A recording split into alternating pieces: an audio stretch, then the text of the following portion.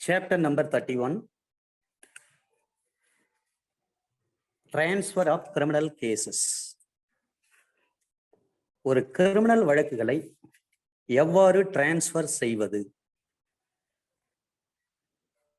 ஒரு supreme court எவ்வாறு ஹைகோர்ட்டுக்கு transfer செய்வாங்க, அதை போல ஒரு ஹைகோர்ட் எவ்வாறு செஷன்ஸ் கோர்ட்டுக்கு டிரான்ஸ்ஃபர் செய்வாங்க, அதை போலவே ஒரு செஷன்ஸ் கோர்ட் எவ்வாறு ஜேஎம் கோர்ட்டுக்கோ அல்லது சிஜேஎம் கோர்ட்டுக்கோ அல்லது ஏடிஜே ஏஎஸ்ஜே கோர்ட்டுக்கோ வழக்குகளை டிரான்ஸ்ஃபர் செய்வது. இதுதான் இன்றைய கிளாஸ்ல நாம் பார்க்க போகிறோம்.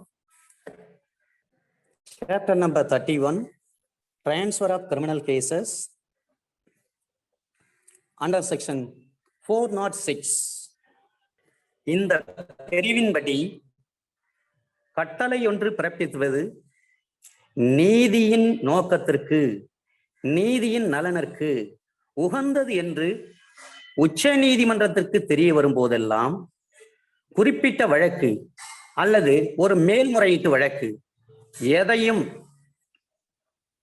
ஓர் உயர் நீதிமன்றத்திலிருந்து மற்றொரு உயர் நீதிமன்றத்திற்கு மாற்றலாம், அல்லது ஓர் உயர் நீதிமன்றத்தின் கீழ் அமைந்துள்ள ஒரு குற்ற வழக்கு நீதிமன்றத்திலிருந்து அதற்கு சமமான அல்லது மேல் நிலையில் உள்ள மேல்நிலை அதிகாரங்களை கொண்டுள்ள மற்றொரு உயர் நீதிமன்றத்திற்கு கீழ் அமைந்துள்ளதுமான மற்றொரு குற்ற வழக்கு நீதிமன்றத்திற்கு அந்த வழக்கை மாற்றலாம். இந்த 406 சப்செக்ஷன் 1 பொறுத்தவரை சுருக்கமா பார்த்தால், சுப்ரீம் கோர்ட்ல சில பேர் பெட்டிஷன் போடுவாங்க. இப்ப சுப்ரீம் கோர்ட் அதை பரிசீலனை பண்ணுவாங்க. பரிசீலனை செய்கின்ற பொழுது இந்த வழக்கை நம்ம டிரான்ஸ்ஃபர் பண்ணா அது ஜஸ்டிஸுக்கு நல்லதா, இந்த இன்ட்ரெஸ்ட் ஆஃப் ஜஸ்டிஸுக்கு அது பொருந்துமா, அவ்வாறு மாற்றம் செய்வதனால் நியாயம் கிடைக்குமா என்று உச்ச நீதிமன்றம் கருதுகின்ற பொழுது தன்னுடைய அதிகாரத்தை பயன்படுத்தி உச்ச நீதிமன்றம் அந்த வழக்கை இந்த மாநில உயர்நீதிமன்றத்திலிருந்து வேறொரு மாநில உயர்நீதிமன்றத்திற்கு அந்த வழக்கை டிரான்ஸ்ஃபர் பண்ணுவாங்க. எளிமையான எடுத்துக்காட்டு, ஒரு பெரிய தலைவர் இருந்தார், அவர் சம்பந்தமான ஒரு வழக்கு. உடனே உச்ச நீதிமன்றத்துக்கு போயிட்டு ஒரு மனு போடுறாங்க. அந்த மனு போட்டு தமிழ்நாட்டுல அந்த வழக்கு நடந்தா நியாயம் கிடைக்காது, இந்த வழக்கை வேறொரு நீதிமன்றத்துக்கு மாற்றுங்கன்னு சொல்லி டிரான்ஸ்ஃபர் அப்ளிகேஷன் போட்டாங்க. அந்த டிரான்ஸ்ஃபர் பெட்டிஷனை எடுத்துக்கொண்ட உச்ச நீதிமன்றம் அந்த வழக்கை தமிழ்நாட்டு உயர் நீதிமன்றம் நடத்தக்கூடாது என்று உத்தரவு போட்டு அந்த வழக்கை கர்நாடக உயர் நீதிமன்றம் நடத்த வேண்டும் என்று சொல்லி ஒரு உத்தரவு போட்டாங்க. அதன் அடிப்படையில் தீர்ப்புகள் பகரப்பட்டது, பிறகு முடிவு செய்யப்பட்டது. இது எதற்காக என்று சொன்னால், இந்த மாநிலத்தில் இந்த வழக்கு நடந்தால் நியாயம் கிடைக்காது, எனவே இந்த மாநில ஹைகோர்ட்ல இருக்கக்கூடிய அந்த வழக்கு நீங்க வேற ஒரு ஹைகோர்ட்டுக்கு அதை மாத்துங்க. அதுக்காக தான் அந்த டிரான்ஸ்ஃபர் பெட்டிஷன். இதுல இன்னொரு விஷயத்தையும் சொல்லியிருக்காங்க. அண்டர் செக்ஷன் 406 சப்செக்ஷன் 1 கூடுதலாக இன்னொரு செய்தியும் சொல்லியிருக்கிறாங்க. ஒரு மேல்முறையீடு எதுவாக இருந்தாலும் சரி, அல்லது ஒரு வழக்கு எதுவாக இருந்தாலும் சரி, ஒரு உயர் நீதிமன்றத்திலிருந்து மற்றொரு உயர் நீதிமன்றத்துக்கு மாற்றலாம், அல்லது ஒரு உயர் நீதிமன்றத்தின் கீழ் அமைந்துள்ள ஒரு ஹைகோர்ட்டு கீழ் அமைஞ்சிருக்கிற சபார்டினேட் கோர்ட் ஒரு குற்ற வழக்கு நீதிமன்றத்திலிருந்து சமமான அல்லது மேல்நிலை அதிகாரங்களை கொண்டுள்ளதும் மற்றொரு உயர் நீதிமன்றத்துக்கு கீழ் அமைந்துள்ளதுமான மற்றொரு குற்ற வழக்கு நீதிமன்றத்துக்கு மாற்றலாம். ஒரு ஹைகோர்ட்ல இருந்து இன்னொரு ஹைகோர்ட் மாற்றலாம், ஒரு விஷயம். ரெண்டாவது விஷயம், ஒரு ஹைகோர்ட்டுக்கு கீழே அமைஞ்சிருக்கக்கூடிய ஒரு குற்றவியல் நீதிமன்றம், அந்த நீதிமன்றத்திலிருந்து வேறொரு மாநிலத்தினுடைய ஹைகோர்ட்டு கீழே அமைஞ்சிருக்கக்கூடிய இன்னொரு குற்றவியல் நீதிமன்றம். ஹைகோர்ட்டு கீழே எந்த நீதிமன்றம் இருக்கு? Subordinate court. அப்ப ஹைகோர்ட்டு கீழே இருக்கக்கூடிய சபார்டினேட் கோர்ட்ல இருக்கக்கூடிய அந்த வழக்கு வேற ஒரு மாநிலத்தில் இருக்கக்கூடிய ஹைகோர்ட் கண்ட்ரோல் இருக்கக்கூடிய ஒரு சபார்டினேட் கோர்ட், அது கிரிமினல் கோர்ட்டா இருக்கும், அந்த கோர்ட்டுக்கு மாற்றலாம். 2 விஷயத்த சொல்லியிருக்காங்க அண்டர் செக்ஷன் 406 சப்செக்ஷன் 1ல. சப்செக்ஷன் 2ல சொல்றாங்க, உச்ச நீதிமன்றம் இந்தியாவின் தலைமை வழக்குரைஞரின் அல்லது அக்கறை கொண்டுள்ள தரப்பினரின் விண்ணப்பத்தின் பேரில் மட்டுமே இந்த பிரிவின்படி நடவடிக்கை எடுக்க முடியும். அந்த டிரான்ஸ்ஃபர் பெட்டிஷன் யார் போட முடியும்? அட்டார்னி ஜெனரல் ஆஃப் இந்தியா தான் போட முடியும். அல்லது இன்ட்ரெஸ்டட் பார்ட்டிஸ், விக்டிம்ஸ், அவங்க தான் போட முடியும். சரிங்க, அட்டார்னி ஜெனரல்னா எதுவுமே தாக்கல் செய்ய வேண்டிய அவசியம் கிடையாது. ஆனா இன்ட்ரெஸ்டட் பர்சன் இருக்காங்க இல்லைங்களா, விக்டிம் போடலாம், கம்ப்ளைனன்ட் போட்டிருக்கலாம், இன்ட்ரெஸ்டட் பார்ட்டி போட்டிருக்கலாம். அவங்க விண்ணப்பம் போடுறாங்க டிரான்ஸ்ஃபர் பெட்டிஷன் சொன்னா, அந்த நேரத்துல அட்டார்னி ஜெனரல் ஆஃப் இந்தியா இல்லாத போது அந்த பிரைவேட் பர்சன், அதாவது விக்டிம், இன்ட்ரெஸ்டட் பர்சன், அவங்க ஒரு அஃபிடவிட்டை இணைத்து தான் தாக்கல் செய்ய வேண்டும். அஃபிடவிட் என்று சொன்னால் பிரமாண வாக்குமூல பத்திரம். பிரமாண வாக்குமூல பத்திரத்துல எல்லா டீட்டெயிலும் வரும். கோர்ட்டினுடைய காஸ்ட் டைட்டில் வரும், கேஸ் நம்பர் வரும், எல்லாமே வரும். யார் பார்ட்டி, யார் எதிர் பார்ட்டி, எதற்காக டிரான்ஸ்ஃபர் பெட்டிஷன், என்னுடைய முழு அட்ரஸ் இதுதான். அதன் பிறகு உள்ள இருக்கக்கூடிய கிரவுண்ட்ஸ், ஒரு அஃபிடவிட். இதுக்கு பேர் தான் அஃபிடவிட். நீங்க நார்மலா சபார்டினேட் கோர்ட்ல பெட்டிஷன் போடுறீங்கன்னு சொன்னாவே நம்ம செக்ஷனை அடிச்சு நம்ம பெட்டிஷன் போட்டுருவோம். ஆனால் ஹைகோர்ட், சுப்ரீம் கோர்ட்ல நீங்க பெட்டிஷன் போடுறீங்கன்னு சொன்னாவே அந்த பெட்டிஷன் எப்படி இருக்குன்னா, it shall be in the form of affidavit. அது அஃபிடவிட் என்ற வடிவத்தில் தான் இருக்கும். நார்மலா செஷன்ஸ் கோர்ட்ல பிராக்டிஸ் பண்ற திடீர்னு ஹைகோர்ட் கொண்டு போய் பார்த்தாங்கன்னா, என்னங்க நம்ம செக்ஷனை போட்டு பெட்டிஷன் போடுவோம், இங்க என்னங்க அஃபிடவிட்ட சொல்லி போடுறாங்க அப்படின்ற ஒரு கேள்வி எழும். எனவே பிரைவேட் பர்சனா இருக்கிறாருன்னு சொன்னா அவர் அஃபிடவிட்டோட தாக்கல் பண்ணுவோம். அந்த நேரத்துல அட்டார்னி ஜெனரல் ஆஃப் இந்தியா, இந்தியாவுடைய தலைமை அரசு வழக்கறிஞர் இல்லாத போது அஃபிடவிட் இணைச்சி the third party, the victim, அந்த இன்ஃபர்மேண்ட், அவங்க டிரான்ஸ்ஃபர் பெட்டிஷன் போட முடியும். சப்செக்ஷன் 3, இந்த பிரிவினால் வழங்கப்பட்ட அதிகாரங்களை உச்ச நீதிமன்றம் செலுத்தும் போது அதை மாற்ற கோரி தாக்கல் செய்யப்படும் விண்ணப்பம் எதையும் தள்ளுபடி செய்யும் போது உச்ச நீதிமன்றம் அந்த விண்ணப்பம் அற்பமானதாகவோ அலைகழிக்க கூடியதாகவோ தாக்கல் செய்யப்பட்டிருக்கிறது என்று உச்ச நீதிமன்றம் கருதும் பட்சத்தில் யார் அவ்வாறு மனு தாக்கல் செய்தார்களோ அவர்களுக்கு 1000 ரூபாய்க்கு மேற்படாத அளவிற்கு ஒரு தண்ட தொகையை, ஒரு ஃபைன் போடுவாங்க. எதிர்பார்த்தி கொடுங்கன்னு சொல்லிட்டு 1000 ரூபாய் பணம் கொடுங்க. நீங்க என்ன வெக்ஸேஷியஸா இங்க வந்து பெட்டிஷன் போட்டிருக்கீங்க, வேகா இருக்கு அந்த பெட்டிஷன், வேகனான் ப்ரொசீட் பண்றதுக்காகவே நீங்க அந்த பெட்டிஷன் போட்டிருக்கீங்க, நீதிமன்றத்தினுடைய நேரத்தை வீணடிப்பதற்காகவே நீங்க அந்த பெட்டிஷன் போட்டிருக்கீங்க அப்படின்னு சொல்லிட்டு 1000 ரூபாய் அவங்களுக்கு அபராத தொகை போடுவாங்க. அதை எதிர்பார்த்தி கொடுக்கணும். இதுதான் 406. அப்ப அந்த 406 3 விஷயங்கள் இருக்குது.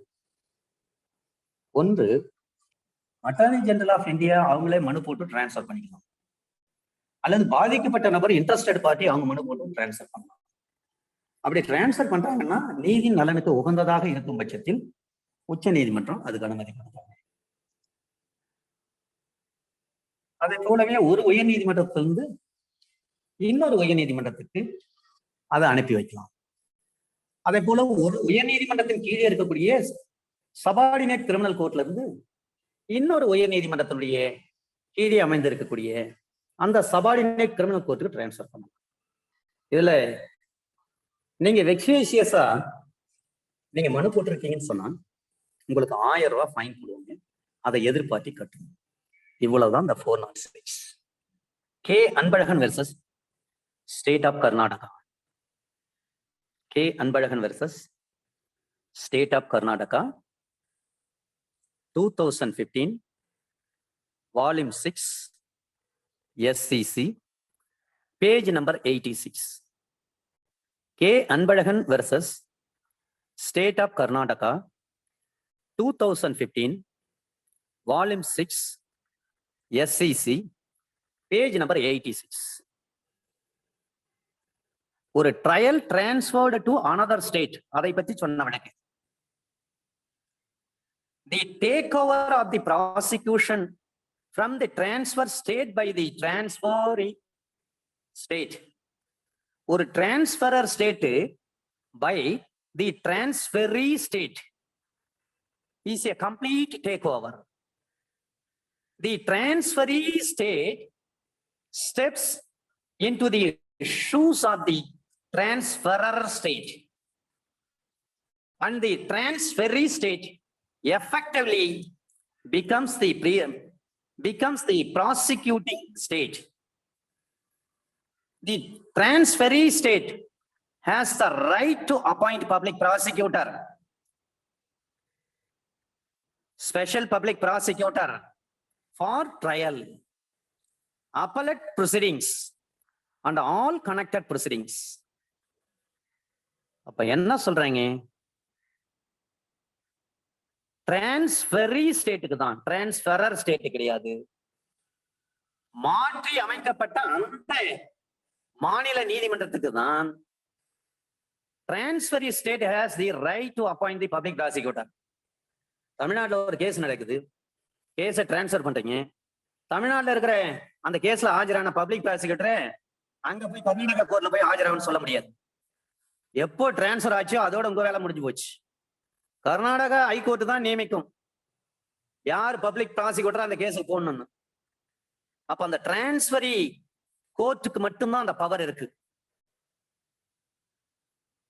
அதை சொன்ன வழக்கு K Anbazhagan versus state of Karnataka, 2015, Volume 6, SCC, page number 86. அடுத்த ஒரு வழக்கு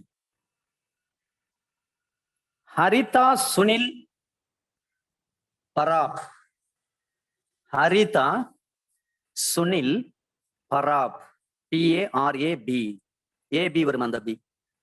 Haritha Sunil பராப் versus State NCT of Delhi, 2018, Volume 6, SCC, page number 358. 2018, Volume 6, SCC, page number 358. Under section 407. வழக்குகளையும் மேல்முறையீடுகளையும் மாற்றுவதற்கு உயர் நீதிமன்றத்துக்குள்ள அதிகாரம். Power of high court to transfer cases and appeals. இப்ப supreme கோர்ட்டை பார்த்துட்டோம். ஹைகோர்ட்டுக்கான பவர் என்ன அதான் நம்ம பார்த்தோம். Under section 407, subsection 1, class A. நாம் எப்பொழுதும் ஒரு சட்டத்தை உச்சரிக்கின்ற பொழுது செக்ஷன், சப்செக்ஷன், கிளாஸ், சப்கிளாஸ் அப்படிதான் உச்சரிக்கணும். எனவே under section 407, subsection 1, class A, உயர்நீதிமன்றம் தனக்கு கீழே அமைந்துள்ள குற்றவழக்கு நீதிமன்றத்தில் நேர்மையான விசாரணை கிடைக்காது என்பதாக ஒரு நபர் கருதுகின்ற பொழுது அவர் ஒரு டிரான்ஸ்ஃபர் கொடுத்தார். கிளாஸ் பி அல்லது சாதாரணமாக கடினத்தோடு கூடிய சட்ட பிரச்சனை ஏதேனும் எழக்கூடும் என்பதாக ஒரு சட்ட பிரச்சனை, question of law of unusual difficulty is likely to arise. சாதாரணமாக கடினத்தோடு கூடிய சட்ட பிரச்சனை question of law அரைஸ் ஆகும். அது போன்ற சூழ்நிலையில் அல்லது கிளாஸ் சி, இந்த சட்டத்தின் வகைமுறைகள் ஏதாவது ஒன்று இந்த பிரிவின்படி கட்டளை ஒன்றை பிறப்பிக்க வேண்டும் என்று கோருவதாக இருக்கிறது என்றோ தரப்பினர்கள் அல்லது சாட்சிகளின் பொதுவான வசதிக்கு ஏற்றதாக இருக்கின்றது என்று நீதியின் நோக்கத்திற்கு உகந்ததாக இருக்கிறது என்றோ தனக்கு தெரிய வரும்போதெல்லாம் நம்ம டிரான்ஸ்பர் பண்ணா அது இந்த இன்ட்ரெஸ்ட் ஆஃப் ஜஸ்டிஸுக்கு பொருந்தும். இதுல கொஸ்டின் ஆஃப் லா எழக்கூடும், எனவே டிரான்ஸ்பர் பண்ணலாம். இந்த கோர்ட் நடந்தா நேர்மையான விசாரணை கிடைக்காதுன்னு மனுதாரர் ஃபீல் பண்றாரு, எனவே டிரான்ஸ்பர் பண்ணலாம். இந்த 3 விஷயங்கள். அதன் பிறகு அண்டர் செக்ஷன் 407 சப்செக்ஷன் 1 கிளாஸ் பார்த்துட்டு இப்ப சப் கிளாஸ் 1ல இருந்து ஸ்டார்ட் பண்றேன். Class A, clause B, class C பார்த்துட்டோம்.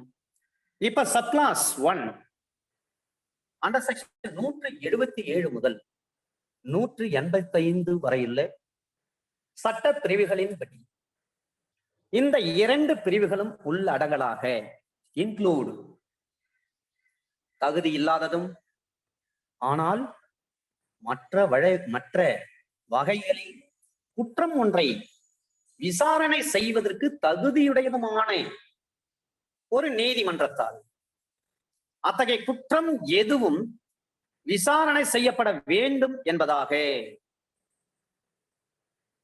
185, 177 அண்டர் செக்ஷன் 177 அண்டர் செக்ஷன் 185 வரையுள்ள இந்த பிரிவுகளின்படி இந்த 2 பிரிவுகளும் உள்ளடங்கலாக தகுதி இல்லாததும், தகுதியே இல்லை ஆனால் மற்ற வகைகளில் குற்றம் ஒன்றை விசாரணை செய்வதற்கு தகுதியுடையதுமான,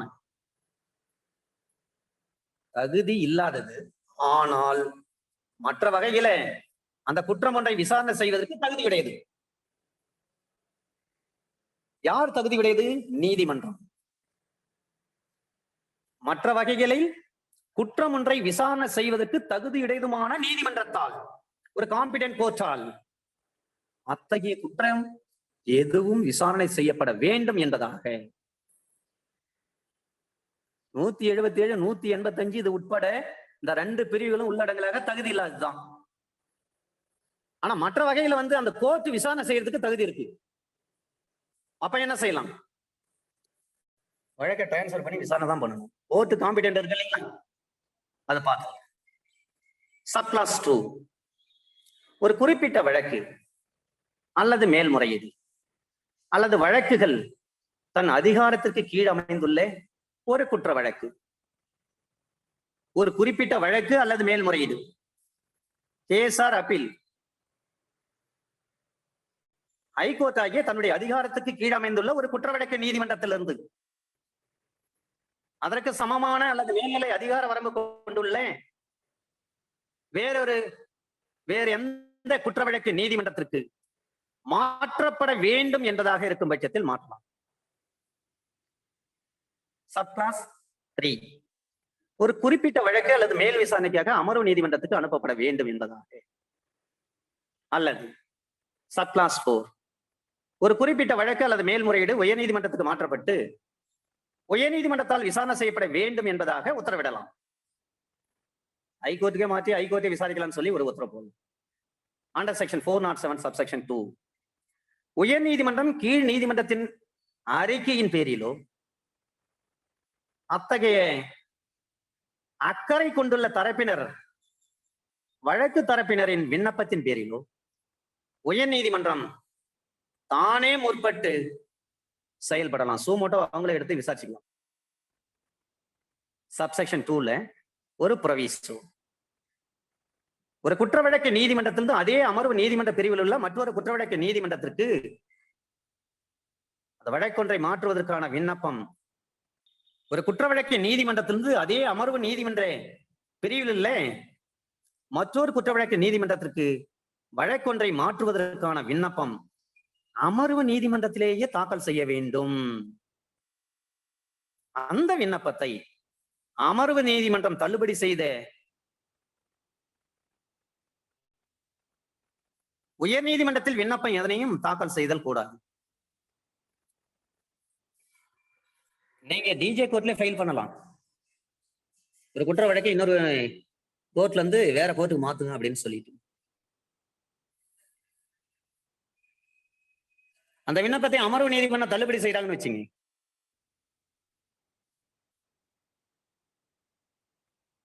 அமர்வு நீதிமன்றம் தள்ளுபடி செய்த உயர் நீதிமன்றத்தில் விண்ணப்பம் எதையும் நீங்கள் தாக்கல் செய்யக்கூடாது.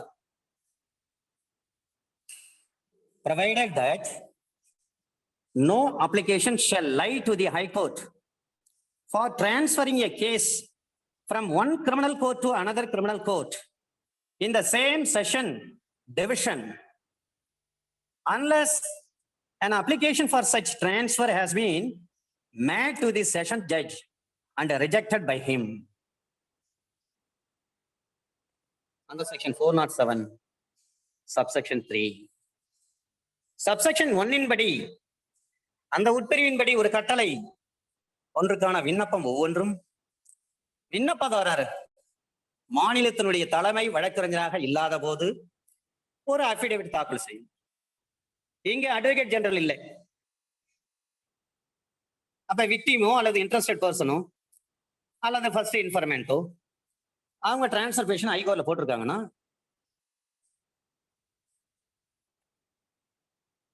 அட்வொகேட் ஜெனரல் இல்லாத நேரத்தில் இவங்க ஒரு அபிடேவிட் போடணும். சுப்ரீம் கோர்ட்ல எப்படி பார்ட்டி அபிடேவிட் போடுறாங்களோ அதே மாதிரி ஹைகோர்ட்லயும் அபிடேவிட் போடணும். சப்செக்ஷன் 4. அத்தகைய விண்ணப்பம் ஒரு எதிரியால் தாக்கல் செய்யப்பட்டிருக்கும் பொழுது ஒரு அக்யூஸ்டே வந்து டிரான்ஸ்ஃபர் பெட்டிஷன் போட்டிருக்காரு.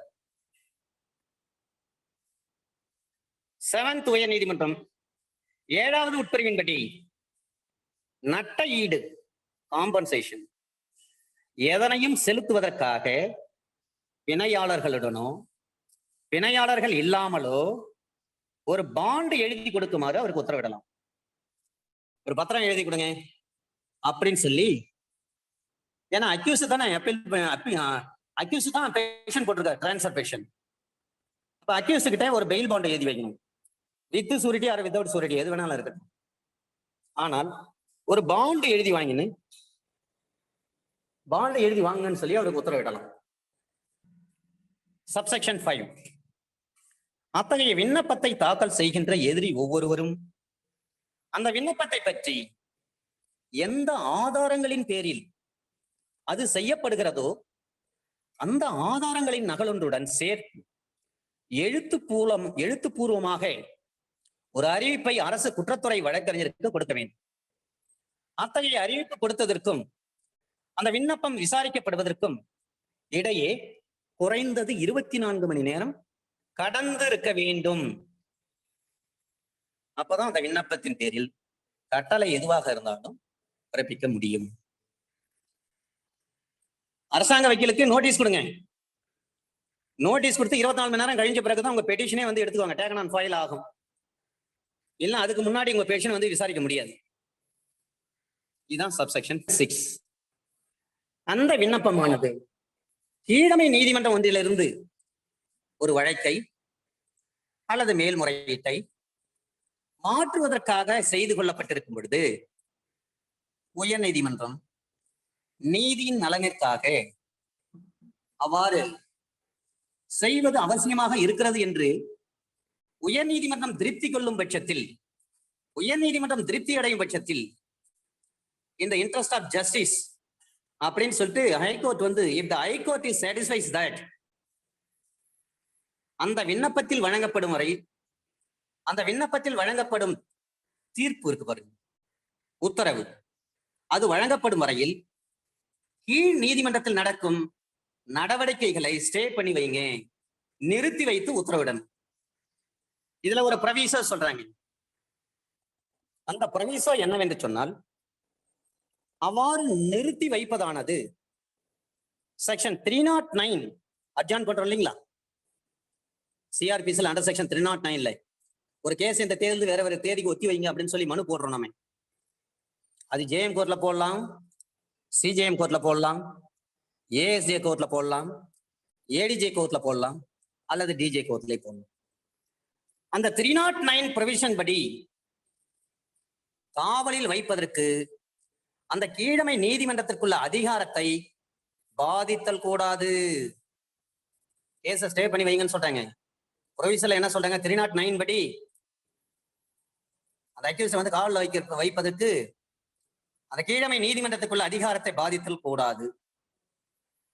சப்செக்ஷன் 7. சப்செக்ஷன் 7ல சொல்றாங்க, கிளாஸ் சப்செக்ஷன் 1 படி ஒரு வழக்கை மாற்றுவதற்கான கட்டளை ஒன்றுக்கான ஒரு விண்ணப்பம் தள்ளுபடி செய்யப்பட்டிருக்கு. அந்த விண்ணப்பம் தள்ளுபடி செய்யப்பட்டிருக்கும் பொழுது உயர்நீதிமன்றம் அந்த விண்ணப்பம் அற்பமானது அல்லது அலைகழிக்கக்கூடியதாக இருக்குது, அதன் அடிப்படையில் தான் விண்ணப்பம் வந்து தள்ளுபடி செய்யப்பட்டிருக்கிறது என்பதாக கருதுமானால் அதை எதிர்த்து நீங்க ஹைகோர்ட் வரைக்கும் உங்களுக்கு 1000 ரூபாய்க்கு மேற்படாத தண்டம் விதிக்குது. அந்த தொகையை நஷ்டஈடாக அளிக்கும்படி உத்தரவிடுது.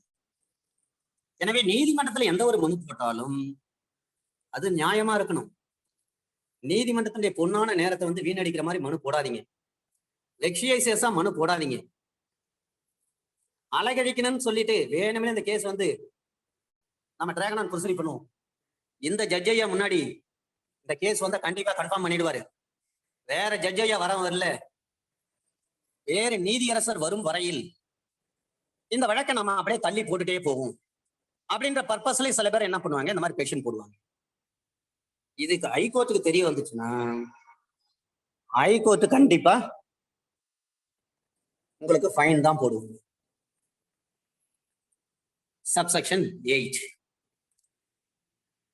ஒரு வழக்கு ஒன்று நீதிமன்றத்திலிருந்து, அது எந்த கோர்ட் வேண்டுமானாலும் இருக்கலாம், வழக்கு ஒன்று எந்த நீதிமன்றத்திலேனும் விசாரணைக்காக தன்முன் மாற்றப்பட வேண்டும் என்பதாக சப்செக்ஷன் 1 படி உயர் நீதிமன்றம் கட்டளையிடும் போது அது அந்த வழக்கு அவ்வாறு மாற்றப்படாமல் இருந்தால் ஒரு கீழமை நீதிமன்றம் கடைபிடித்திருக்கக்கூடிய அதே நடைமுறையை தனது விசாரணையிலும் ஹைகோர்ட் கடைபிடிக்க வேண்டும். ஹைகோர்ட் சொல்றாங்க, உங்ககிட்ட இருக்கிற கேஸ் வந்து என்கிட்ட டிரான்ஸ்பர் பண்ணி வைங்கன்னு சொல்றாங்க. ஆனா டிஜே கோர்ட் டிரான்ஸ்பர் பண்ணி வைக்கல. ஹைகோர்ட் என்ன பண்ணுவாங்க, டிஜே கோர்ட்டுக்கு என்னென்ன பவர் இருக்கோ அதையெல்லாம் கடைபிடிக்கக்கூடிய அந்த ப்ரொசீஜரை ஃபாலோ பண்ணி இந்த வழக்கை விசாரணைக்கு எடுத்து அவங்க கேஸை நடத்துவாங்க. இதுதான் சப்செக்ஷன் 8. சப்செக்ஷன் 9. இந்த பிரிவில் உள்ள எதுவாக இருந்தாலும் சரி, அண்டர் செக்ஷன் 197 படி பிறப்பிக்கப்படும் அரசாங்கத்தின் கட்டளை எதையும் பாதிப்பதாக இருக்கக்கூடாது. இதற்கான கேஸ்லாம் Sarasamma versus state, Sarasamma versus state 2018 volume 7 SCC page number 339. Sarasamma versus state 2018 volume 7 SCC page number 339. இந்த வழக்கில் என்ன சொல்றாங்கன்னா, transfer of case within the state, ஒரு மாநிலத்துக்குள்ளே டிரான்ஸ்பர் பண்றாங்கன்னா என்ன ப்ரொசீஜர், எப்படி பண்ண முடியும்? இதுல சுப்ரீம் கோர்ட் சொன்ன தீர்ப்பு, இது அற்புதமான தீர்ப்பு. As no possibility for conduct of fair and impartial trial at present place. இப்ப இருக்கிற அதே கோர்ட்ல வந்து ஒரு ஃபேர் ட்ரையலோ ஒரு இம்பார்ஷியல் ட்ரையலோ நடத்த முடிய ஒரு சூழ்நிலை இல்லை. அப்ப we clearly visible, நமக்கு தெரிய வருது, apprehension of threat to life of appellants, அந்த மேல்முறையீட்டாளருக்கு உயிருக்கு அச்சுறுத்தல் இருக்கிறது. was obvious, தெளிவாக, and as respondent accused being very influential in their locality, உள்ளூர்ல அவருக்கு எதிர்பார்ட்டிக்கு போதுமான பணபலம், படைபலம், ஆள்பலம் இருக்கிறது. அப்ப witnesses were not coming forward to depose, சாட்சிகள்லாம் வந்து உறுதிப்படுத்த வருவாங்களா? அந்த டர்னிங் ஹாஸ்டல், ஆட்டோமேட்டிக்கா சாட்சியெல்லாம் என்ன பண்ணுங்க, பிறர் சாட்சியாக மாறி விடுவார்கள். டியூ டு பிரஷர் டாக்டிக்ஸ், அந்த அளவுக்கு எதிர்பார்த்து பிரஷர் கொடுப்பாங்க. டெக்னிக்கா என்ன பண்ணுவாங்க, பிரஷர் கொடுக்கறதுனால சாட்சிகள் நேர்மையா வந்து சாட்சியம் அளிப்பதற்கு வாய்ப்பு இல்லாம போயிடும். Accused and no prejudice was being caused to respondent. Accused in any manner from such as transfer, transferer of cases directed Sarasamma versus State 2018 volume 7 SCC page number 339 under section 408 வழக்குகளையும் மேல்முறையீடுகளையும் மாற்றுவதற்கு அமர்வு நீதிமன்றத்துக்குள்ள அதிகாரம். 406 high court, sorry supreme court, 407 high court, 408 district sessions court, DJ court. Under section 408 subsection 1 இந்த உட்பிரிவின்படி ஒரு கட்டளை ஒன்றை பிறப்பிப்பது நீதியின் குறிக்கோளுக்கு உகந்ததாக இருக்கிறது. இந்த உட்பிரிவின்படி ஒரு ஆர்டர் ஒன்றை பிறப்பிப்பது நீதியின் குறிக்கோளுக்கு உகந்தது என்பதாக டிஸ்ட்ரிக்ட் கோர்ட் நினைக்கிறாங்க. அப்ப என்ன செய்யலாம்? அப்ப அந்த டிஜே ஐயா இந்த பிரிவில் உள்ள குற்ற வழக்கு நீதிமன்றம் ஒன்றிலிருந்து மற்றொரு குற்ற வழக்கு நீதிமன்றத்துக்கு அந்த கேஸை டிரான்ஸ்ஃபர் பண்ணணும். அதுக்கு ஒரு ஆர்டர் பாஸ் பண்ணணும். சப்செக்ஷன் 2 அமர்வு நீதிபதி கீழ் நீதிமன்றத்தின் அறிக்கையின் பேரிலோ அல்லது அக்கறை கொண்டுள்ள வழக்கு தரப்பினர் ஒருவரின் விண்ணப்பத்தின் பேரிலோ அல்லது தானே முற்பட்டோ வழக்கு ஒன்றை வேறொரு நீதிமன்றத்துக்கு மாற்றலாம். அண்டர் செக்ஷன் 408ல சப்செக்ஷன் 2ல 3 விஷயத்த சொல்றாங்க. ஒன்று, சில பேர் ஜேஎம் கோர்ட்ல பிரச்சனை பண்ணுவாங்க, ஜட்ஜு கிட்ட நேரடியாக பிரச்சனை பண்ணுவாங்க. இல்லைங்க நீங்க விசாரிக்காதீங்க ஐயா, நீங்க விசாரிச்சா எங்களுக்கு நியாயம் கிடைக்காது அப்படின்னு பிரச்சனை பண்ணுவாங்க. உடனே ஜேஎம் என்ன பண்ணுவாங்க? டிஜேவுக்கு கடிதம் எழுதுவாங்க. இந்த கிரைம் நம்பர் இந்த கேஸ் நாங்க விசாரிக்கிறோம், இந்த அக்யூஸ் எல்லாம் ரொம்ப அப்ஜெக்ஷன் ரைஸ் பண்றாங்க, மேற்கொண்டு இந்த வழக்கு நான் விசாரிக்க மாட்டேன், நான் தீர்ப்பு சொன்னாலும் என் மேல குறைதான் சொல்லுவாங்க அப்படின்ற ஒரு குறிப்பை எழுதி டிஜேக்கு அனுப்புவாங்க. அதை பேஸ் பண்ணி டிஜே என்ன பண்ணலாம்?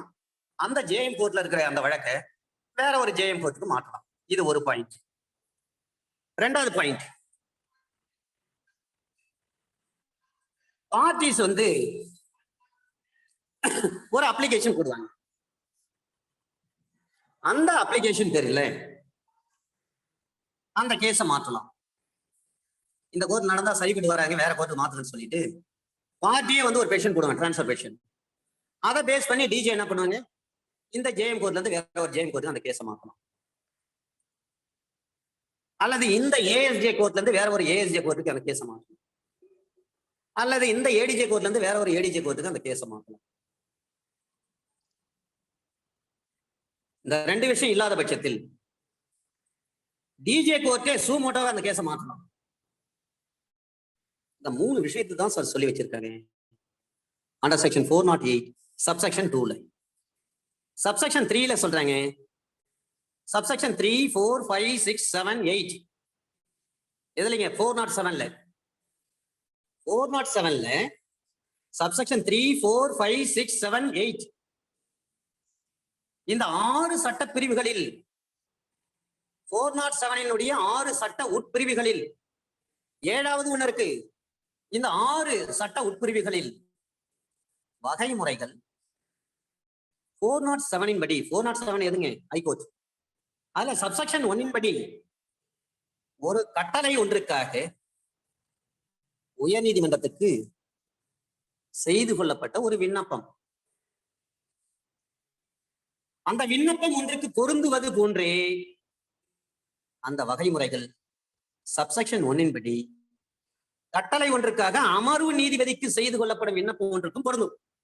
ஹைகோர்ட்டுக்கு எப்படி அப்ளை ஆகுதோ அதே மாதிரி டிஜே கோர்ட்டுக்கும் அப்ளை ஆகும். ஆனால் அந்த பிரிவின் சப்செக்ஷன் ஏயின் படி அதில் வருகின்ற 1000 ரூபாய் என்னும் சொற்களுக்கு பதிலாக 250 ரூபாய் என்ற சொற்கள் இடம்பெற்று. அவ்வளவுதான் சார். டிஜே கோர்ட்ல நீங்க வெக்ஸேஷா ஒரு மனு போட்டிருக்கீங்க, அல்லது டிராகன் ஆன் புர்சூட்டுக்காக ஒரு மனு போட்டிருக்கீங்கன்னு சொல்லி டிஜே கோர்ட்டுக்கு தெரிய வருகின்ற பொழுது டிஜே எவ்வளவு ஃபைன் போடலாம்? 250 ரூபாய் ஃபைன் போடலாம். இதே ஹைகோர்ட் சுப்ரீம் கோர்ட்னா 1000 ரூபாய் ஃபைன் போடணும். இதுதான் அண்டர் செக்ஷன் 408. இந்த 408க்கு ஒரு standard authority Usman Gani Adambhai வகோரா. Usman Gani Adambhai வகோரா. Usman Gani Adambhai வகோரா versus State of Gujarat, 2016, Volume 3, SCC, page number 370. Usman Ghani, Adamboy, Vagora versus State of Gujarat, 2016, Volume 3, SCC, page number 370. ரொம்ப ஸ்டாண்டர்ட் அத்தாரிட்டி இந்த 408. இதுல என்ன சொல்றாங்கன்னா, order of transfer is not to be passed as matter or routine or merely because in interested party has expressed some apprehension about proper conduct of trial. Power has to be exercised partially and in exceptional situations where it becomes necessary to do so to provide credibility to trial. There has to be a real apprehension that there would be miscarriage of justice. அப்படி இருந்தாதான் நீங்க மனுவே போட முடியும். இதுதான் Usman Gani Adambhai Vahora versus state of Gujarat, 2016, volume 3, SCC, page number 370. Under section 409, withdrawal of cases and appeals by sessions judge. Withdrawal of cases and appeals by sessions judges. வழக்குகள் மற்றும் மேல்முறையீடுகளை அமர்வு நீதிபதிகளில் திரும்ப பெற்றுக் கொள்ளுதல். Withdrawal of cases by appeals by sessions judges. Under section 409 subsection 1, அமர்வு நீதிபதி ஒருவர் தமக்கு கீழ் அமைந்துள்ள உதவி அமர்வு நீதிபதி அல்லது தலைமை நீதித்துறை நடுவர் எவரிடமிருந்தும் வழக்கு அல்லது மேல்முறையீடு எதையும் திரும்ப பெற்றுக் கொள்ளலாம். ஒரு சிஜிஎம் கோர்ட்ல இருந்து ஒரு கேஸ மேக் கவர் பண்ணி வச்சிருப்பாங்க. ஒரு ஏஎஸ்ஜே கோர்ட்டுக்கு அந்த கேஸை பிரிச்சு கொடுத்திருப்பாங்க, நீங்க நடத்துங்க சார் அப்படின்னு சொல்லி. சில நேரங்கள்ல செஷன்ஸ் கோர்ட் என்ன பண்ணலாம்னா, ஏஎஸ்ஜே கோர்ட்ல இருந்து அசிஸ்டன்ட் செஷன் ஜட்ஜ் உதவி அமர்வு நீதிமன்றத்திலிருந்து அந்த கேஸை திரும்ப பெற்றுக் கொள்ளலாம். உங்ககிட்ட ஒப்படைச்ச கேஸை கொண்டாங்க, நாங்களே பார்த்துக்கிறோம் அப்படின்னு சொல்லி வித்ரா பண்ணிக்கலாம். அதே போல சிஜிஎம், சீஃப் ஜுடிஷியல் மேஜிஸ்ட்ரேட், குற்றவியல் தலைமை குற்றவியல் நீதித்துறை நடுவர், அந்த தலைமை குற்றவியல் நீதித்துறை நடுவரிடமிருந்து அந்த வழக்கையோ மேல்முறையீட்டையோ எதுவாக இருந்தாலும் சரி அவற்றை திரும்ப பெற்றுக் கொள்ளலாம். அல்லது அவருக்கு தாம் மாற்றி வைத்துள்ள வழக்கு அல்லது மேல்முறையீடு எதையும் மீண்டும் தன்னிடம் அனுப்புமாறு கோரலாம். டிஜேவே அனுப்பி விட்டுருப்பார் சில நேரத்துல ஏஎஸ்ஜேவுக்கு, இந்த கேஸ் நீங்க விசாரிங்கன்னு சொல்லி. அதே டிஜேவே சிஜிஎம்க்கு அனுப்பி விட்டுருப்பாங்க, இந்த கேஸை நீங்க விசாரிங்க சார் அப்படின்னு சொல்லி. அந்த வழக்குகளையும் டிஜே என்ன பண்ணலாம், திரும்ப பெற்றுக்கொள்ளலாம். Subsection 2. Under section 409 subsection 2, ஒரு கூடுதல் அமர்வு நீதிபதியின் முன் வழக்கின் விசாரணை மேல்முறையீட்டின் விசாரணை தொடங்குவதற்கு முன்பு, வழக்கு விசாரணை தொடங்குவதற்கு முன்பு, at any time before the trial of the case or the hearing of the appeal as commenced before the additional session judge. ஒரு ஏடிஜே கோர்ட்ல ஒரு வழக்கு அல்லது ஒரு மேல்முறையீடு, வழக்கு விசாரணை அல்லது மேல்முறையீட்டு விசாரணை தொடங்குவதற்கு முன்பு அட் எனி ஸ்டேஜ், எந்த நேரத்திலும் செஷன் ஜட்ஜ் என்ன பண்ணலாம், செஷன் ஜட்ஜ் தான் அமர்வு நீதிபதி கூடுதல் அமர்வு நீதிபதியிடம் மாற்றி வைத்துள்ள வழக்கு அல்லது மேல்முறையீடு எதையும் திருப்பி அனுப்பும்படி உத்தரவிடலாம். ஏடிஜே கோர்ட்டு கூட அனுப்பியிருப்பாங்க. அதை திருப்பி எங்ககிட்ட அனுப்புன்னு டிஜே கேட்டு வாங்கிக்கணும். எந்த ஸ்டேஜில் அந்த வழக்கினுடைய விசாரணை ஆரம்பிப்பதற்கு முன்பாக, அந்த மேல்முறையீட்டு வழக்கினுடைய விசாரணை ஆரம்பிப்பதற்கு முன்பாக ஆரம்பிச்சுட்டாங்கன்னா ஒண்ணும் பண்ண முடியாது. Once started there is no end. Subsection 3. அமர்வு நீதிபதியானவர் ஒரு டிஸ்ட்ரிக்ட் ஜட்ஜி. டிஸ்ட்ரிக்ட் ஜட்ஜின்னு சொன்னாவே கிரிமினல் சைடு உச்சரிக்கின்ற போது டிஸ்ட்ரிக்ட் செஷன்ஸ் ஜட்ஜி என்ற அர்த்தம். டிஸ்ட்ரிக்ட் கோர்ட் எப்படி உச்சரிக்கலாம்? டிஸ்ட்ரிக்ட் செஷன்ஸ் கோர்ட், எஸ் வரும் அந்த இடத்துல. அல்லது கோர்ட் ஆஃப் செஷன், என்னோட நிறுத்திக்கணும், எஸ் சேர்க்கக்கூடாது. Court of session. அப்ப அமர்வு நீதிபதியானவர் சப்செக்ஷன் 1 அல்லது சப்செக்ஷன் 2 அதன்படி வழக்கு அல்லது மேல்முறையீடு ஒன்றை திரும்ப பெற்றுக் கொள்ளும் போது அல்லது மீண்டும் அனுப்புமாறு கோரும் பொழுது அந்த வழக்கை தனது நீதிமன்றத்திலேயே விசாரிக்கவோ அல்லது தாமே அந்த மேல்முறையீட்டை தானே கேட்கவோ செய்யலாம், அல்லது மற்றொரு நீதிமன்றத்துக்கு மாற்றி வைக்கலாம். அங்கிருந்து வாங்கி இவரே விசாரிக்கலாம், டிஜேவே விசாரிக்கலாம், அல்லது வேற ஒரு கோர்ட் வந்து விசாரிக்கிறதுக்கு உத்தரவு. இதுதான் சப்செக்ஷன் 3. அண்டர் செக்ஷன் 410 நீதித்துறை நடுவர்கள் வழக்குகளை திரும்ப பெற்றுக் கொள்ளுதல். withdrawal of cases by judicial magistrate. CGM இருக்காங்க, தலைமை குற்றவியல் நீதித்துறை நடுவர். அப்ப தலைமை நீதித்துறை நடுவர் என்ன பண்றாரு? தனக்கு கீழே அமைந்திருக்கக்கூடிய ஜேஎம் ஜுடிஷியல் மேஜிஸ்ட்ரேட், குற்றவியல் நீதித்துறை நடுவர், அவரிடமிருந்து வழக்கு எதுவாக இருந்தாலும் சரி அதை திரும்ப பெற்றுக் கொள்ளலாம். அல்லது நடுவருக்கேனும் தான் மாற்றி வைத்துள்ள வழக்கை தன்னிடமே மீண்டும் அனுப்ப வழக்கிடலாம். அல்லது அனுப்பப்பட்ட தான் பரிசீலனை விசாரணை செய்யலாம் அல்லது நடுவரிடம் விசாரணைக்கு அனுப்பலாம் அப்படின்னு சிஜிஎம்ஏ விசாரணை பண்ணலாம். அப்படின்னா வேற ஒரு நடுவர்கிட்ட அந்த கேஸ் அனுப்பி விசாரிக்க சொல்லலாம். இதுதான் under section 410 subsection 1.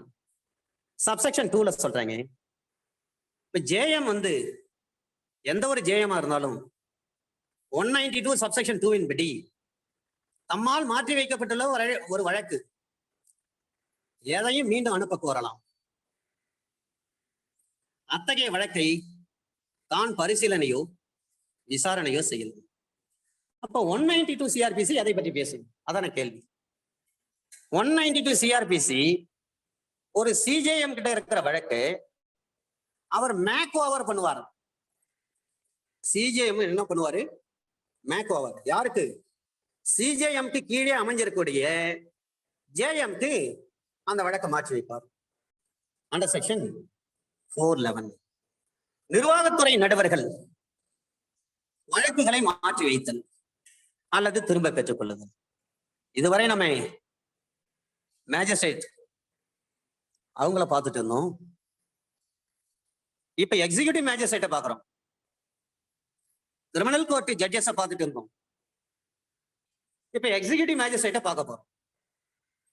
Making over or withdrawal of cases by executive magistrates. 411 என்ன சொல்கிறது என்று சொன்னார், ஒரு மாவட்ட நடுவர் என்று சொன்னாலே மாவட்ட ஆட்சித் தலைவர் அர்த்தம். டிஸ்ட்ரிக்ட் மேஜிஸ்ட்ரேட்னு சொல்லுவாங்க இங்கிலீஷ்ல. டிஸ்ட்ரிக்ட் மேஜிஸ்ட்ரேட் நம்ம டிஸ்ட்ரிக்ட் செஷன் ஜட்ஜ் நினைச்சு கூடாது. டிஸ்ட்ரிக்ட் மேஜிஸ்ட்ரேட் என்று சொன்னால் டிஸ்ட்ரிக்ட் கலெக்டர்னு அர்த்தம். அல்லது உட்கோட்ட நடுவர் ஆடிஓ கிளாஸ் ஏவின் படி தம்முன் துவக்கப்பட்டிருக்கும் நடவடிக்கை எதையும் முடிவு செய்வதற்காக தமக்கு கீழமைந்த நடுவர் எவருக்கும் மாற்றி வைக்கலாம். டிஸ்ட்ரிக்ட் கலெக்டர் அந்த கேஸ் அவர் முன்னாடி அந்த கேஸ் நடக்குது. அப்ப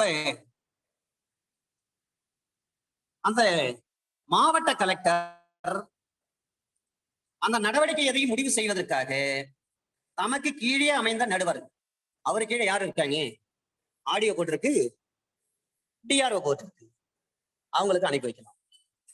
கிளாஸ் பி, தமக்கு கீழமைந்த நடுவர் எவரிடம் இருந்தும் வழக்கு எதையும் தாம் பெற்றுக்கொள்ளலாம். ஆடியோ கோர்ட்ல ஒரு கேஸ் இருக்கு அல்லது டிஆர்ஓ கோர்ட்ல ஒரு கேஸ் இருக்கு, அதை டிஸ்ட்ரிக்ட் கலெக்டர் நினைச்சானா அந்த கேஸ் என்கிட்ட திரும்ப ஒப்படைங்க அப்படின்னு சொல்லி கேட்கலாம். எந்த நடுவருக்கேனும் தான் மாற்றி வைத்துள்ள அல்லது வழக்கு எதையும் மீண்டும் அனுப்புமாறும் தாமே அந்த வழக்கு நடவடிக்கை விசாரணை செய்து முடிவு செய்யலாம் என்றும், அல்லது வேறு ஒரு நபர்கிட்ட அனுப்பி அந்த வழக்கை விசாரணை செய்ய முடியும் என்று அந்த டிஸ்ட்ரிக்ட் கலெக்டர் ஃபீல் பண்ணுவார். அப்படி கேட்டு வாங்குறாரு கேஸ் கட்ட, ஆடியோ கோர்ட்ல இருந்து கேட்டு வாங்குறாரு அல்லது டிஆர்ஓ கோர்ட்ல இருந்து கேட்டு வாங்குறாரு. கேட்டு வாங்கி வழக்கை மாவட்ட கலெக்டர் விசாரணை பண்ணலாம், அல்லது மாவட்ட கலெக்டர் அதே மாவட்டத்தில் இருக்கக்கூடிய வேற ஒரு ஆடியோ கோர்ட்டுக்கோ அல்லது டிஆர்ஓ கோர்ட்டுக்கோ அந்த கேஸை ஃபார்வர்ட் பண்ணி நீங்க விசாரிங்கன்னு சொல்லி ஒரு உத்தரவு போடலாம். இதுதான் கிளாஸ் பி. அண்டர் செக்ஷன் 412 காரணங்கள் பதிவு செய்யப்படுதல், reasons to be recorded. Under section 408, 409, 410, 411 இந்த பிரிவுகளின்படி கட்டளை ஒன்றை பிறப்பிக்கின்ற ஒரு மாவட்ட அமர்வு நீதிமன்ற நீதிபதி அல்லது நடுவரோ தாம் அதை பிறப்பிப்பதற்கான காரணங்களை பதிவு செய்தல் வேண்டும். எதுக்காக அந்த ஆர்டர் போட்டேன்னு சொல்லி அதுக்கான காரணங்களை கரெக்டா இருக்கணும். அது ஸ்பீக்கிங் ஆர்டரா இருக்கும்.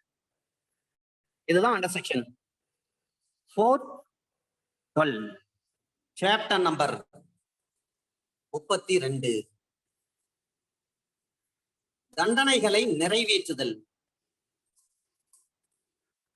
அல்லது தற்காலிகமாக நிறுத்தி வைத்தல் அல்லது தண்டனையை குறைத்தல் அல்லது தண்டனையை மாற்றுதல். Execution, suspension, remission and commutation of sentences or மரண தண்டனைகள், டெத் சென்டென்சஸ். அண்டர் செக்ஷன் 413 413 அல்லது 468 கீழ் வழங்கப்பட்ட கட்டளையை நிறைவேற்றுவது. 413 எதை பற்றி பேசுகிறது அதை நாம் தெரிந்து கொள்ள வேண்டும். 368 எதை பற்றி பேசுகிறது அதை நாம் தெரிந்து கொள்ள வேண்டும். ஏனென்று சொன்னால் 368 சொல்றாங்க தண்டனையை உறுதிப்படுத்த அல்லது தண்டனை தீர்ப்பை ரத்து செய்ய உயர் நீதிமன்றத்துக்குள்ள அதிகாரம். 368 ஒரு தண்டனை கன்ஃபார்ம் பண்றதுக்கோ அல்லது தண்டனை தீர்ப்பு ரத்து பண்றதுக்கோ உயர் நீதிமன்றத்துக்கு இருக்கக்கூடிய அதிகாரம் 368. எனவே ஒரு மரண தண்டனையை உறுதி செய்ய உயர் நீதிமன்றத்துக்கு அனுப்பப்பட்ட ஒரு வழக்கில் அதை உறுதிப்படுத்தும் கட்டளையோ அல்லது வேறு கட்டளையையோ உயர் நீதிமன்றத்திலிருந்து அமர்வு நீதிமன்றம் பெறும் பொழுது அது ஒரு கட்டளை பிறப்பித்தோ அல்லது அவசியமான வேறு நடவடிக்கைகளை எடுத்தோ அத்தகைய கட்டளையை நிறைவேற்றி வைத்தல் வேண்டும். ஒரு டெத் சென்டென்ஸ் அதை கன்ஃபார்ம் பண்ணிட்டாங்க ஹைகோர்ட், அப்ப கன்ஃபர்மேஷன் ஆர்டர் கொடுக்குறாங்க அல்லது வேற ஏதோ ஒரு ஆர்டர் பாஸ் பண்றாங்க ஹைகோர்ட். அந்த வேறு கட்டளையிலிருந்து, அந்த வேறு கட்டளை என்ன, அதர் ஆர்டர், உயர் நீதிமன்றத்திலிருந்து அமர்வு நீதிமன்றம் பெறுகின்ற பொழுது ஹைகோர்ட்ல இருந்து அந்த உத்தரவு பெறுறாங்க. கன்ஃபர்மேஷன் ஆர்டர் அல்லது வேற ஒரு ஏதோ ஒரு ஆர்டர் ஹைகோர்ட் பாஸ் பண்ணியிருக்காங்க, அதை ஹைகோர்ட்ல இருந்து செஷன்ஸ் கோர்ட் ரிசீவ் பண்றாங்க. அவ்வாறு ரிசீவ் பண்ணுகின்ற பொழுது அது ஒரு கட்டளை பிறப்பித்தோ அல்லது அவசியமான வேறு நடவடிக்கைகளை எடுத்தோ அத்தகைய கட்டளையை நிறைவேற்றி வைத்தல் வேண்டும். ஹைகோர்ட் ஒரு உத்தரவு போடுறாங்கன்னா டிஜே கோர்ட் அதை நிறைவேற்றியே ஆகணும். இது அண்டர் செக்ஷன் 413. அண்டர் செக்ஷன் 414 உயர் நீதிமன்றத்தினால் வழங்கப்பட்ட மரண தண்டனையை நிறைவேற்றுதல், execution of sentence of death passed by high court. ஒரு அப்பீல் அல்லது ஒரு ரிவிஷன், ஒரு மேல்முறையீட்டிலோ அல்லது ரிவிஷனிலோ சீராய்விலோ மரண தண்டனை வழங்கப்பட்டிருக்கும் பொழுது அமர்வு நீதிமன்றம் உயர் நீதிமன்றத்தின் கடமையை பெற்றதும் உயர் நீதிமன்றத்தினுடைய ஆர்டர் கட்டளையை பெற்றதும் ஒரு கட்டளையை பிறப்பித்து மரண தண்டனையை நிறைவேற்ற வேண்டும். ஹைகோர்ட் கன்ஃபார்ம் பண்ணிட்டாங்க. அந்த கன்ஃபர்மேஷன் லெட்டர் வந்து டிஜே கோர்ட் ரிசீவ் பண்ணிட்டாங்க. உடனே டிஜே என்ன செய்யணும்? இவர் வந்து ஒரு ஆர்டர் பாஸ் பண்ணி தூக்கு தண்டனை நிறைவேற்றணும்னு சொல்லி. இதுல ஒரு கேள்வி, தூக்கு தண்டனையை நிறைவேற்றுவதற்கு என்ன வாரண்ட் இஷ்யூ பண்ணுவாங்க? வாரண்ட் நமக்கு தெரிஞ்ச வாரண்ட் நிறைய இருக்கு. ஒன்று பெயிலபிள் வாரண்ட், இன்னொன்று நான் பெயிலபிள் வாரண்ட், அடுத்தது டிஸ்ட்ரஸ் வாரண்ட், அடுத்தது டிஸ்ட்ரைன்ட் வாரண்ட். இப்படி பல்வேறு வகையான வாரண்ட்டுகள் இருக்கு சார். நிறைய வாரண்ட் இருக்கு, இப்ப சொல்றதுக்கு டைம் இல்லை. ஒரு தூக்கு தண்டனையை நிறைவேற்றுவதற்கு ஒரு வாரண்ட் இஷ்யூ பண்ணுவாங்க. அது என்ன வாரண்ட்? அதுக்கு பேர் தான் சார் பிளாக் வாரண்ட். ஒரு துக்கம் சொன்னாவே கருப்பு பேட்ச் தான் நம்ம அணிவோம். ஒரு மனிதனுடைய உயிர் சட்டத்தின் வாயிலாக பறிக்கப்படுகின்ற பொழுது நீதிமன்றத்தால் வெளியிடக்கூடிய வாரண்ட் பேர் தான் பிளாக் வாரண்ட். இந்த கேள்வியை திரும்ப திரும்ப கேட்டிருக்காங்க சார், மனதில் நன்றாக பதிந்து கொள்ள வேண்டும். அதனாலதான் வாரண்ட் பேரே பிளாக் வாரண்ட். அண்டர் செக்ஷன் 415 இந்த 413 நிறைய கேசஸ் இருக்கு. அதை கொஞ்சம் குறிச்சிங்க, ஏன்னா உங்களுக்கு பிராக்டிஸ்க்கு நிறைய யூஸ் ஆகும். டெத் வாரண்ட்னா என்ன? Issuance of death warrants without allowing condemned convicts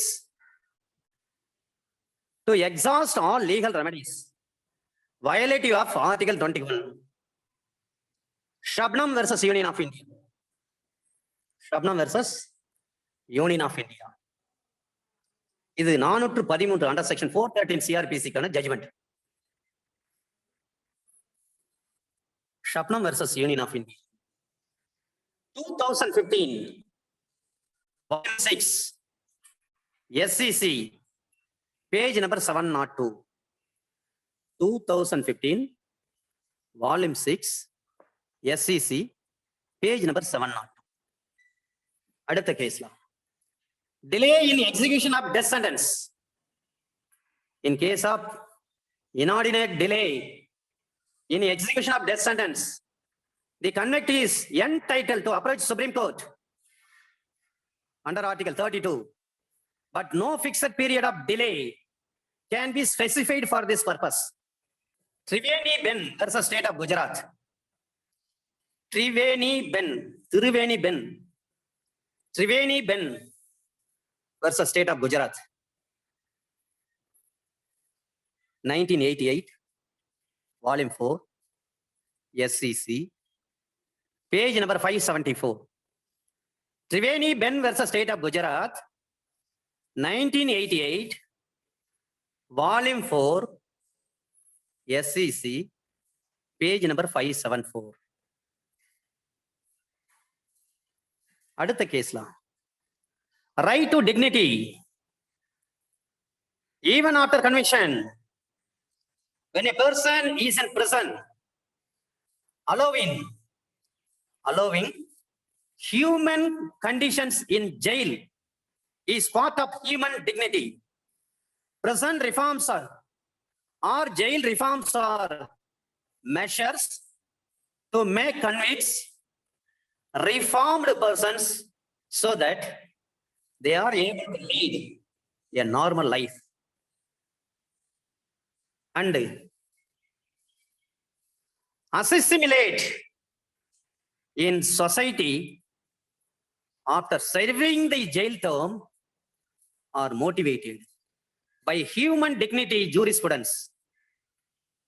Shabnam versus Union of India. Shabnam versus Union of India, 2015, Volume 6, SCC, page number 702. Shabnam versus Union of India, 2015, Volume 6, SCC, page number 702. Under section 415, உச்ச நீதிமன்றத்துக்கு மேல்முறையீடு செய்யப்பட்ட வழக்கில் மரண தண்டனை நிறைவேற்றி வைத்தல். 415. Postponement of execution of sentence of death in case of appeal to Supreme Court under section 415 subsection 1. உயர் நீதிமன்றத்தால் ஒருவர் மரண தண்டனை அடைந்து அந்த தீர்ப்பை எதிர்த்து இந்திய அரசியலமைப்பு சட்டம் under article 134 sub article 1 class A or class B இதன்படி உச்ச நீதிமன்றத்துக்கு மேல்முறையீடு போறார். ஹைகோர்ட் ஒருத்தருக்கு மரண தண்டனை கன்ஃபார்ம் பண்ணிட்டு, ஹைகோர்ட்ல இருந்து சுப்ரீம் கோர்ட்டுக்கு நம்ம எந்த ப்ரொவிஷன்ல போகணும்?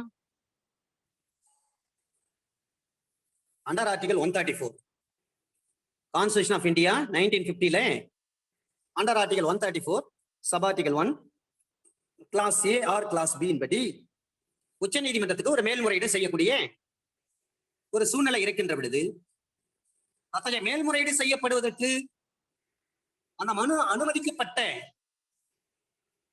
கெடு முடிவடையும் வரையில் அல்லது அந்த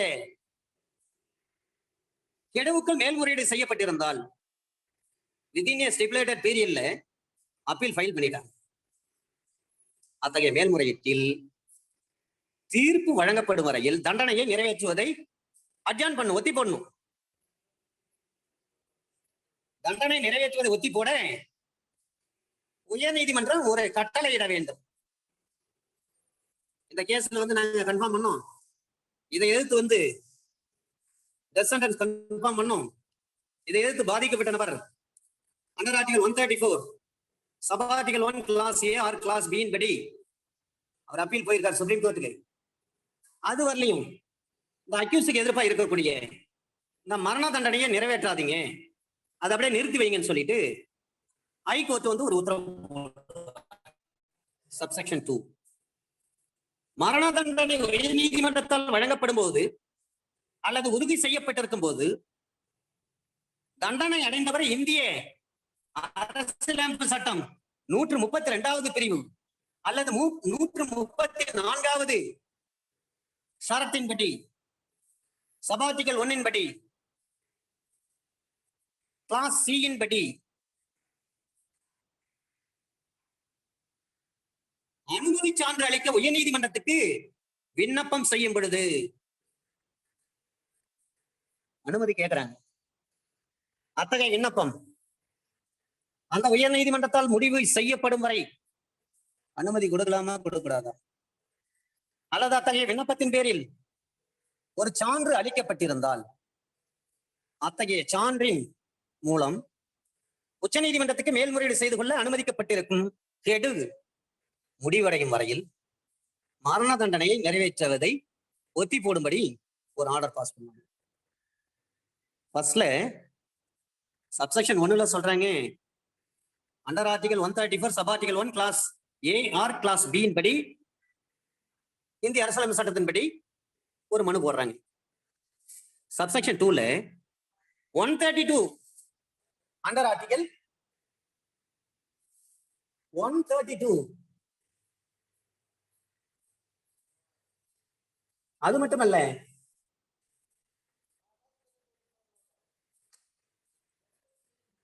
அண்டர் ஆர்டிகல் 132 அல்லது under article 134 sub article 1 clause C படி ஒரு அனுமதி சான்று வேண்டி உயர் நீதிமன்றத்தில் பாதிக்கப்பட்ட மனு போட்டிருக்காரு. எதுக்கு அந்த அனுமதி சான்று?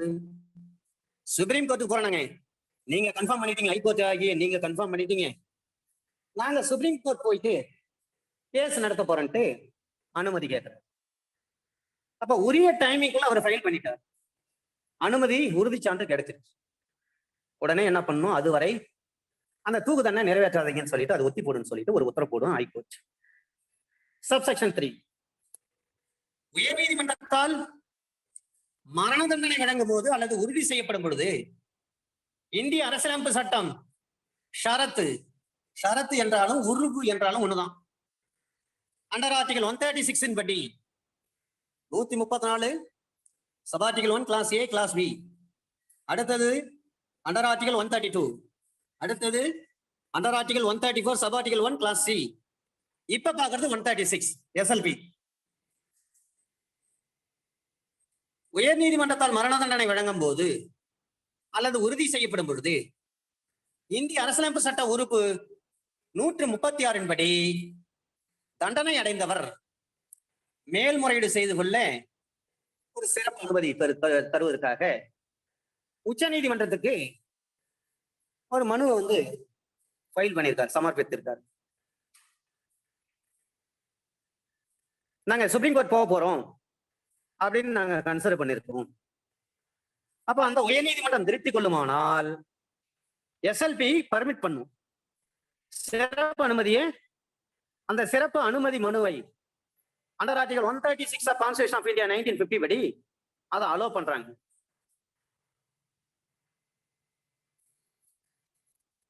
அப்ப அலோ பண்ணப்பட்ட பிறகு ஒரு குறிப்பிட்ட காலம் வரையில் மரண தண்டனையை நிறைவேற்றுவதை ஒத்தி போட வேண்டும் என்று சொல்லி ஹைகோர்ட் ஒரு உத்தரவு. இந்த 3 சூழ்நிலை தான் ஹைகோர்ட் ஒருவருடைய மரண தண்டனையை ஒத்தி போடும். அண்டர் செக்ஷன் 416 கருவுற்று இருக்கிற பெண்ணின் மரண தண்டனையை ஒத்தி போடுதல் 416. ஒரு மரண தண்டனை விதிக்கப்பட்ட ஒரு பெண் கருவுற்று இருந்தால் உயர் நீதிமன்றம் அந்த தண்டனையை ஆயுள் தண்டனையாக மாற்ற வேண்டும். 31/12/2009 நடைமுறைக்கு ஒரு பிரபலமான தலைவனுடைய அசாசினேஷன் வழக்குல அதில் குற்றம் சுமத்தப்பட்டு சிறையில் இருக்கின்ற ஒரு பெண்மணி கருவுற்று இருந்தார். அவருக்கு அண்டர் செக்ஷன் 416 சிஆர்பிசின் படி தூக்கு தண்டனை ஆயுள் தண்டனையா மாத்தினாங்க.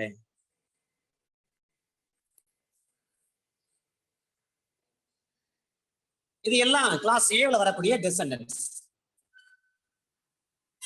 இதே கிளாஸ் பி இம்ப்ரெசன்மெண்ட் சிறை தண்டனை எப்படி மாத்துறாங்கன்னு பாருங்க. அண்டர் செக்ஷன் 417 இந்த 417ல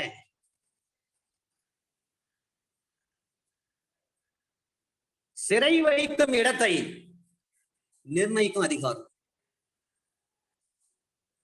Power to appoint place of imprisonment. யாரை எங்க சிறை வைக்கணும்னு சொல்லி அந்த இடத்தை வந்து இவங்க தான் வந்து நிர்ணயம் பண்ணுவாங்க, கோத்தார். இதுல ஒரு பெரிய விஷயம் sir,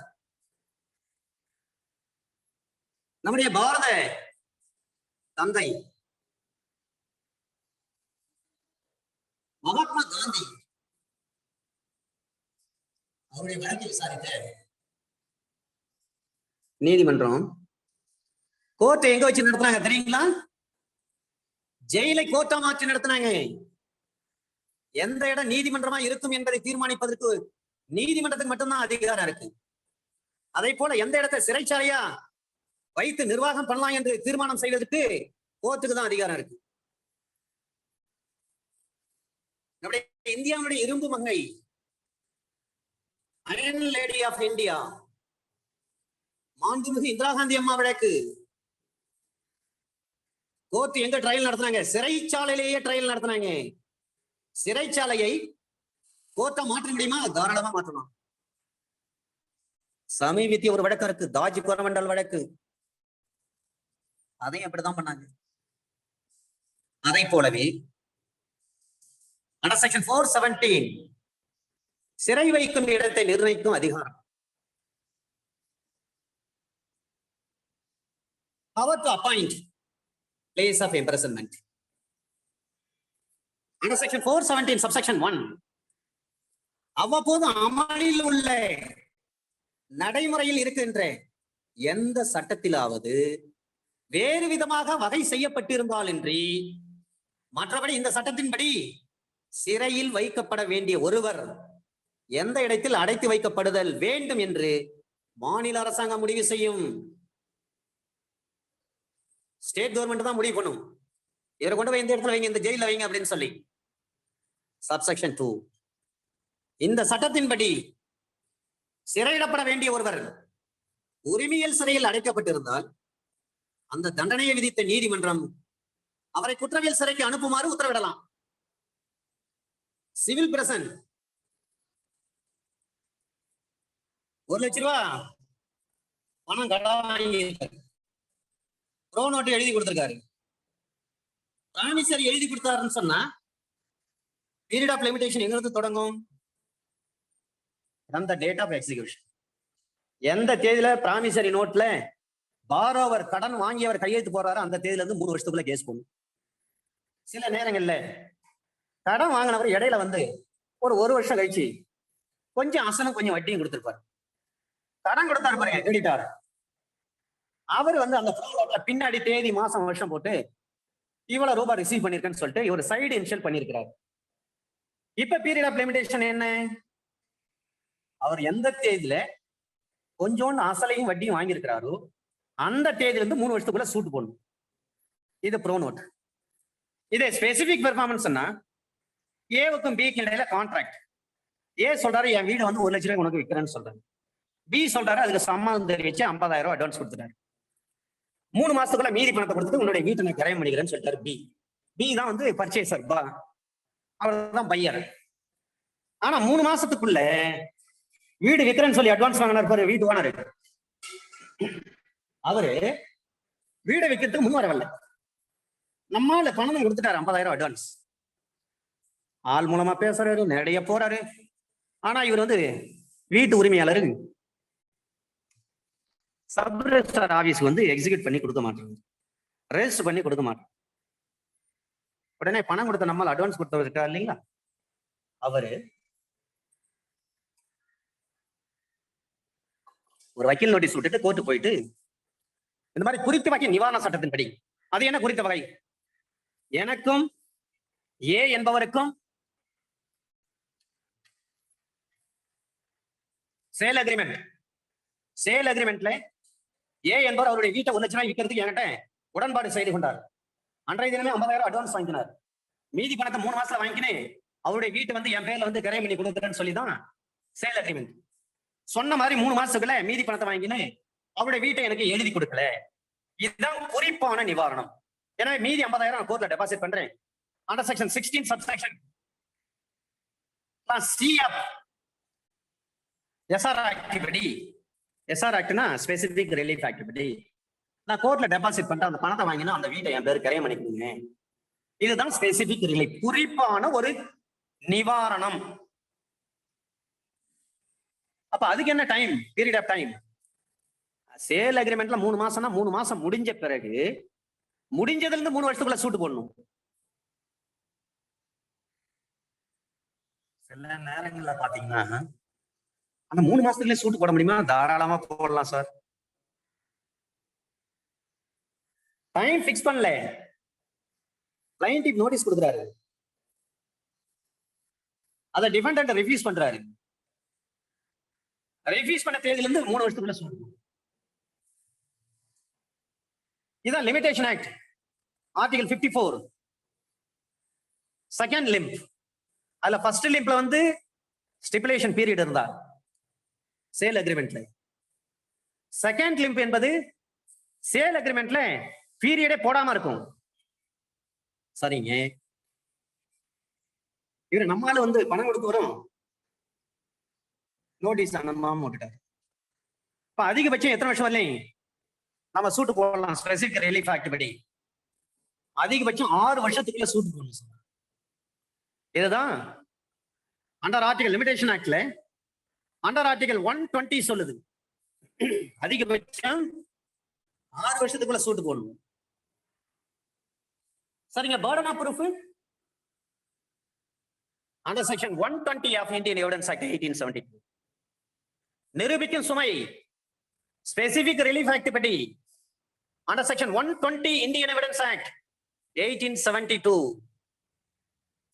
sir James F Stephen தெளிவா எழுதி வச்சிருக்காரு, எதையும் கூடுதலா தெரிந்து கொள்ள வேண்டும். இன்டர்வியூல கேள்வி கேட்டாங்கன்னா பதில் சொல்லணும் சார். நீங்க அண்டர் செக்ஷன் 417 சப்செக்ஷன் 2 இந்த சட்டத்தின்படி சிறையிடப்பட வேண்டிய ஒருவர் உரிமையில் சிறையில் அடைக்கும்படி அந்த தண்டனை விதித்த நீதிமன்றம் அவரை ஒரு குற்றவியல் சிறைக்கும் அனுப்புமாறு உத்தரவிடலாம். தமிழ்நாட்டை பொறுத்தவரை ட்ரிச்சில தான் இருக்குது சிவில் பிரிசன். சிவில் பிரிசனுக்கும் கிரிமினல் பிரிசனுக்கும் என்ன வித்தியாசம்னா, ஒரு அடிதடி சண்டை நடக்குது.